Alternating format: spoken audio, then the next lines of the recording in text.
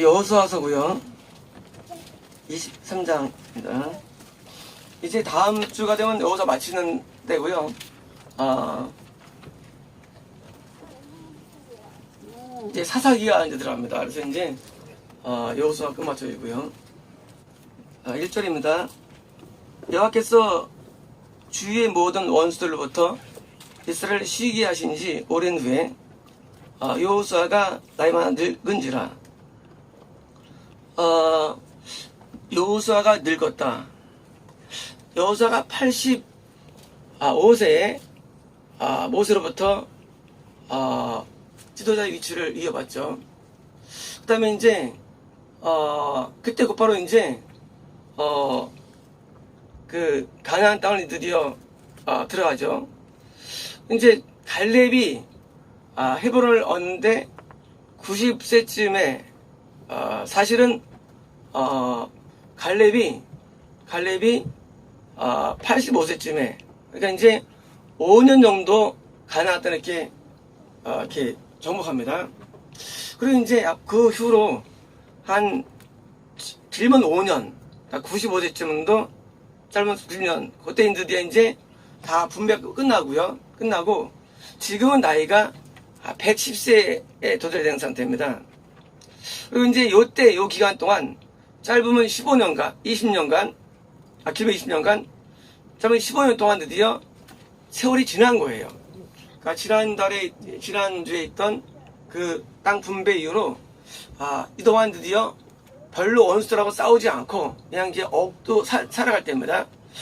그때 이제 여호수아는 모세랑 달리 모세는 눈도 쓰이지 않았는데 여호수아는 올드, 그러니까 이제 맥스 올드. 맥스라는 단어는 이게 그 발이 차다라는 거예요. 그러니까 이제 나이가 먹는데 쭉 보이는 거예요. 나이 먹는 게. 그래서 이제 나이를 먹으면서 그다음에 이제 stricken in age입니다.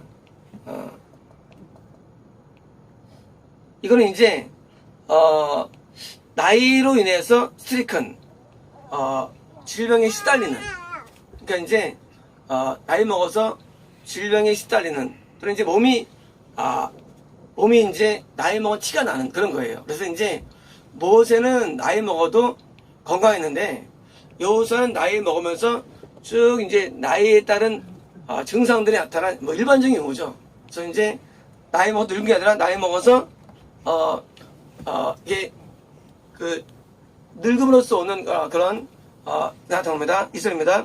여호수아가 온 이스라엘 곧 그들의 장로들과 수령들과 재판장들과 관리들을 불러다가 그들에게 이르되 나는 나이가 늙었도다. 그냥 내가 나이가 많고 내가 이제 몸이 이제 노쇠하다. 노쇠한 거죠. 노쇠했던 겁니다.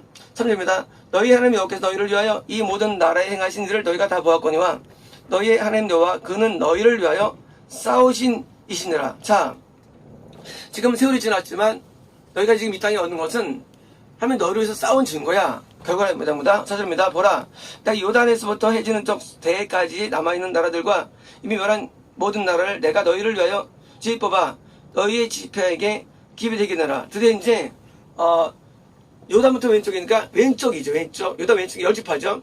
왼쪽에 있는 그 나라 지파를 다 했는데 요단부터 지중해까지죠. 대까지 다 나눠줬어. 하나님께서 주신 거야.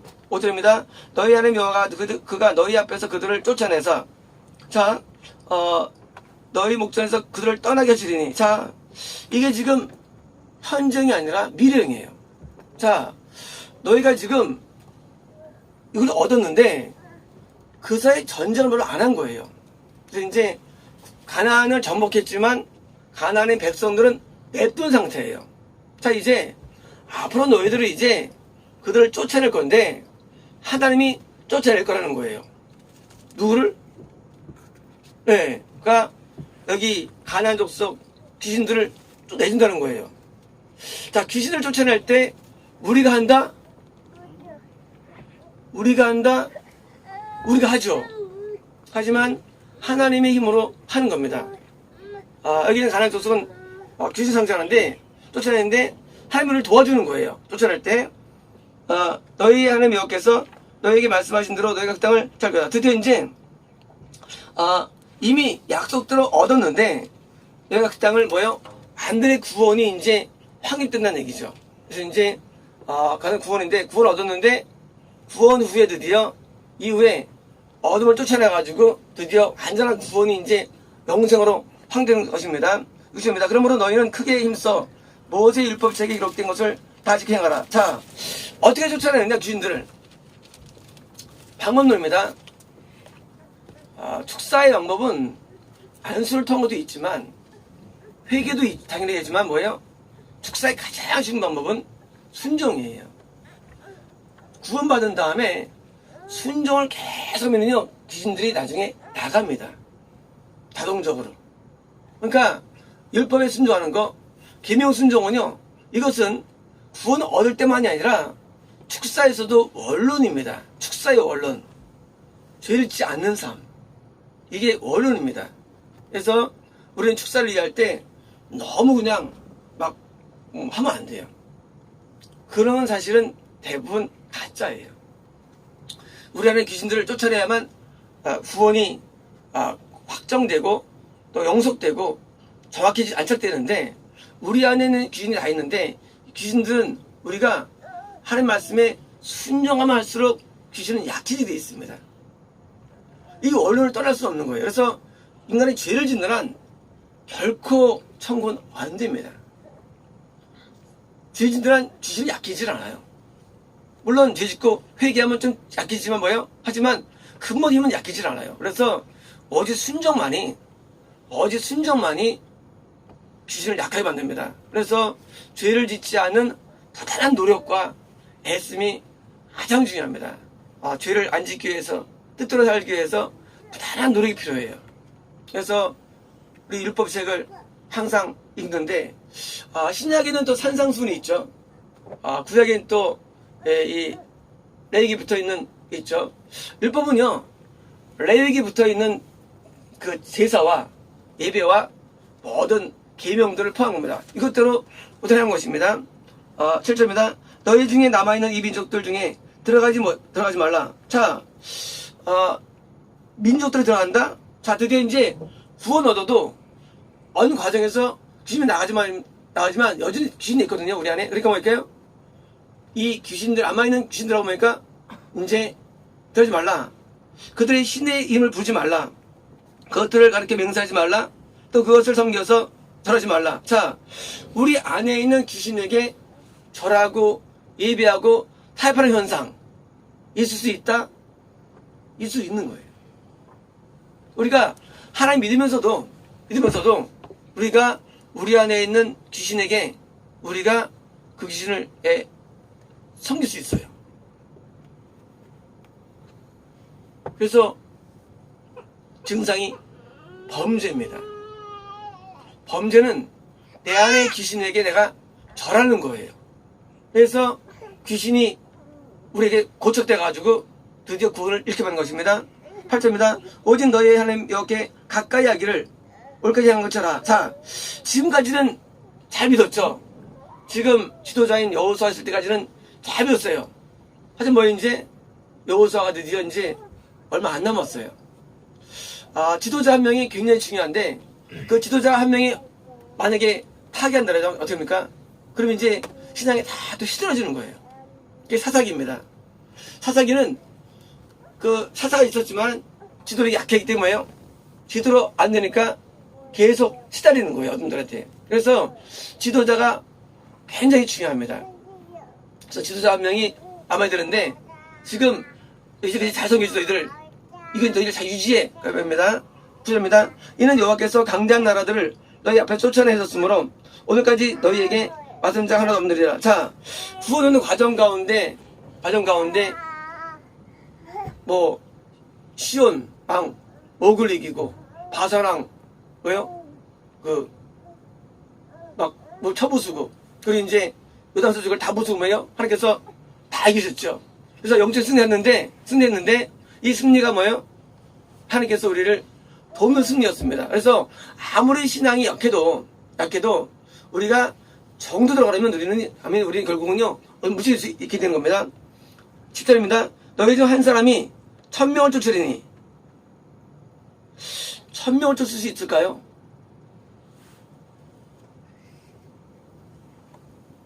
있을까요? 1000명은 귀신의 숫자예요. 1000명의 귀신. 자, 귀신이 우리 안에 들어있는데, 우리 안에 있는 한 명이 아니라 뭐예요? 사실은 한 명이 1000명, 100명이 있는 거 많죠. 그러니까 이제, 귀신과의 싸움이 어려운 이유는 귀신은 한 명이 아니에요. 그래서 이제 한 명이 1000명, 2000명일 수도 있고요. 그래서 이제 귀신이 싸우는데, 사례가 있죠. 다윗의 부하들이 많이 싸워 죽이죠. 그것은 영적인 세계에서 이제 800명을 죽이는 거예요. 어둠의 세력들을 쫓아내는 겁니다. 그래서 우리가 우리 안에 있는 가나안 땅에 있는 남은 족들이죠. 그 구원 딸도 싸우는데 1000명을 쫓아갈 수 있는 겁니다. 그래서 800명 삼손은 3000명 죽이기도 하고요. 그래서 우리가 영적인 싸움을 할 때 귀신을 쫓아내면 되는데, 이것이 진을 무너뜨리는데 그 말씀의 순종을 통해서 나가는데, 이런 영적인 영역이 우리에게 또 주어진 것입니다. 그래서 1000명을 쫓는 겁니다. 이는 너희 하나님 여호와가 그가 너희에게 말씀하신 것까지 너희를 위하여 싸우십니다. 다시 말하면 비록 내가 싸우지만, 그러나 이 싸움의 주된 승부는 하나님이 도와준 거죠. 그래서 성령의 능력으로 쫓아내는 거죠. 우리가 싸우지만 성령의 능력으로 쫓아내는 것입니다. 11절입니다. 그러므로 스스로 조심하여 너희 하나님 여호와를 사랑하라. 하나님을 사랑하라? 이거 뭘까요? 왜 그럴까요?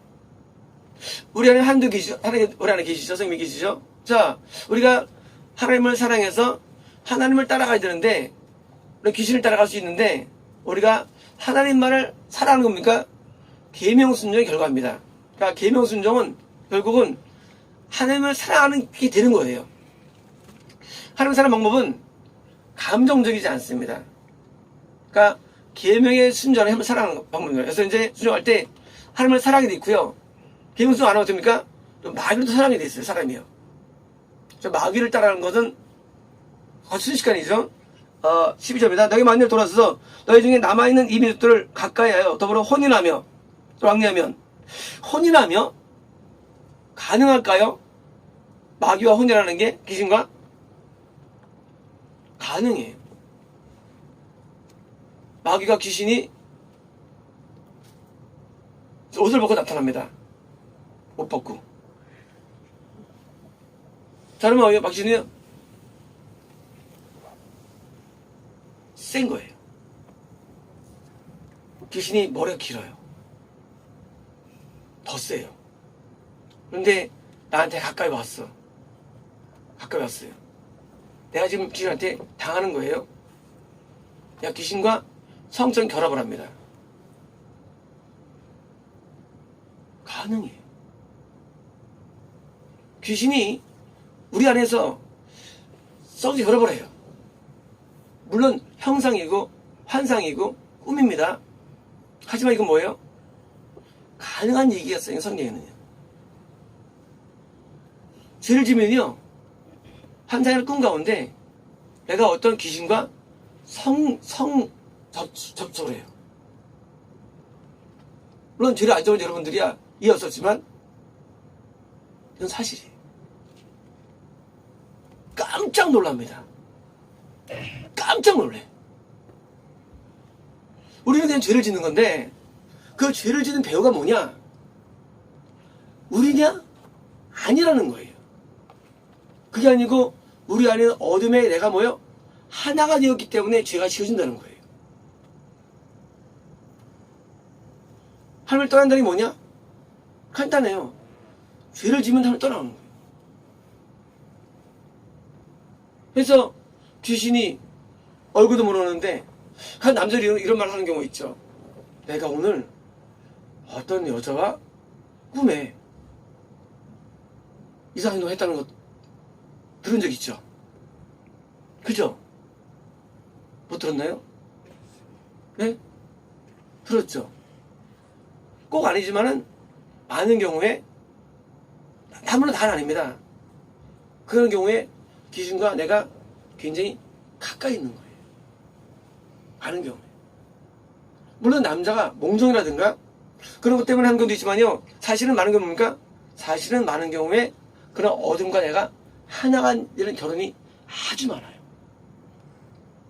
그래서 그런 꿈을 꾸면 됩니까?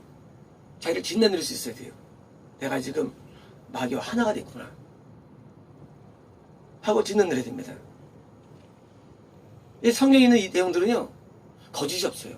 그래서 우리가 꿈 얘기 들으면서 만약 내가 꿈에 여자가 있었는데, 대부분 귀신이 여자들 귀신들이죠. 귀신하고 하나가 되었다. 그러면 그 사람 날 죄를 짓는 거예요. 죄를 지은 거든지 그걸 보여주는 거예요.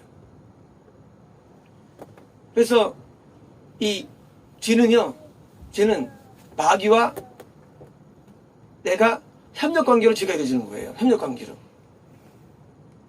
그리고 이제 남자들은 이렇게 말하죠. 아, 내가 요새 여자가 구한 것보다. 그거 아니에요.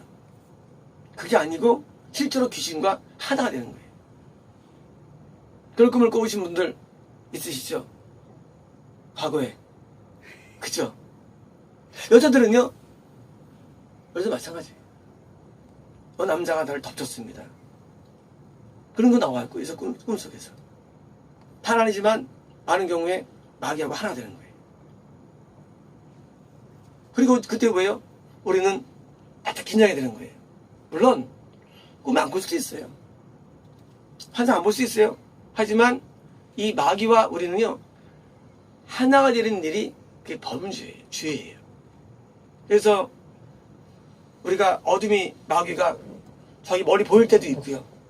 또는 옆에 있을 때도 있고, 또는 스쳐 지나갈 때도 있고요. 공간 안에 있을 때도 있고, 심지어 껴안을 경우도 있고요. 마귀가 자기 몸을 보일 때도 있고. 그때 우리는 바짝 긴장하는 거예요. 그래서 이 성으로 묘사되는 이것이 나타날 때 뭐예요? 그때는 뭐예요? 우리는 앞에 잡아고 회개되는 거예요. 그래서 가끔 이제 남자들이 그런 꿈 얘기를 할 때 이제 그것을 대수 않게 말하는 경우도 있지만, 사실은 배우는요 영적 관계가 이루어지는 거예요. 우리 안에 하나님도 계시고 마귀도 있고 귀신이 있는데, 이 상황 속에서 우리는 거기서 이제 결혼을 하게 되는 거예요. 꿈을 안 꿔본 사람 한 번도 안 꿔본 사람 있나요? 그런 꿈은 안 꿨어요. 그런 꿈. 훌륭하시네요. 남들은 꿈 많이 꿔요. 그죠? 많이 꿔죠? 과거에. 그죠? 많이 꿨죠? 많이 꿔요. 이런 꿈은 많이 꿔요. 뒤에 남자분들 안 꿔본 사람? 안 꿔본 사람? 안 꿔본, 계신 박수요. 훌륭하시네. 훌륭하게 계시네. 기억을 못하는 거 아니야? 훌륭하신 거예요. 다른 분들 다 꿔보셨죠? 길이 주도신문화 같은데. 우리 사람은 우리가 어떤지를 모르지만 꿈을 통해서 날 진단내리는 거예요. 회개가 없는 모든 신앙생활 완전 무용지물이에요. 그 회개 없는 많은 성경서도요 다 무용지물이에요. 그 모든 성경서는요 다 회개가 동반되게 돼 있어요.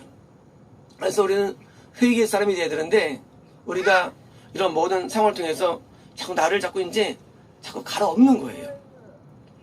우리가 내 마음이 옥토화돼 가지고 없는데, 그 엎어버리면 나중에 어떻습니까? 하나님과 드디어 가까워지게 됩니다. 하나님 사랑되는 거죠. 그게 멀어집니다. 그래서 관계가 하나님과 좀 친해지게 되죠. 친해지는 게 사람들은 예언이라든가 통변이라든가 은사적으로 할 수가 있어요. 이게 엄청 위험한 겁니다. 위험한 거예요. 왜냐하면 은사적인 하나님과의 만남은요, 이것은요 진짜는 아니에요. 어제한 것처럼 누구죠? 아비멜렉도 하나님 음성 듣습니다. 꿈에 하나님 만나서 얘기 들어요. 근데 지옥 같거든요. 뭐냐면 하나님을 만남에 있어서 회개 없는 모든 이런 은사의 만남들은요 한계가 있어요. 근데 뭐가 진짜냐? 반드시 우리에게서 애통이 올라오게 되어 있습니다. 이것이 나한테 체질화가 되어야 돼요. 체질화가. 이것은요 설사 음성에 들리지 않는다 할지라도 하나님과 친한 거예요. 친하다는 것은요 그런 세계가 아니에요. 하나님이 나한테 오면 친한 거예요. 안 오면 친하자는 거예요. 내가 거룩해지면 오세요. 안 오면 안 오세요. 그래서 이제 오순절에 은사운동이 많이 일어났죠. 거기서 한계가 그거예요. 은사적인 만남은요 한계가 있고요. 그래서 우리 뭡니까? 은사가 없어도 드리는 거 없어도 회개가 매일 돼야 됩니다. 그러면 영이 늘 건강해요. 지금 현대 왜 세계적으로 영적인 혼란이 왔느냐? 다른 게 아니라 과거에 이 19세기 전까지, 그러니까 1900년 전까지는요 모든 신앙은요 회개 신앙이었습니다. 이런 거예요. 어깨가 아파. 그럼 뭐랍니까? 회개하세요. 근데 오늘 신이가 들어오니까 고쳐줄게 돼버린 거예요. 또 낫기도 하고. 자, 문제가 있을 때 그 문제 때문에 회개로 들어가는 게 원래 원론이었는데 기독교가 오순절 들어간다고 됩니까? 신유라는 걸 와가지고니까 회개는 빠지고 신유 은사를 통한 고침이 시작되는 거예요. 영적인 증리 있을까요? 병만 낫고 죄만 짓는 거죠.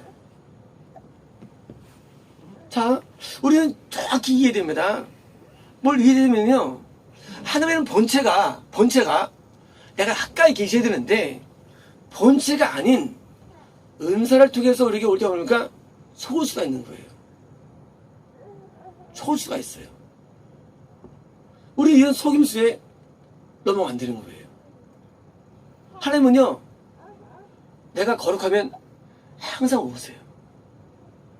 더러우면 오지 않으세요.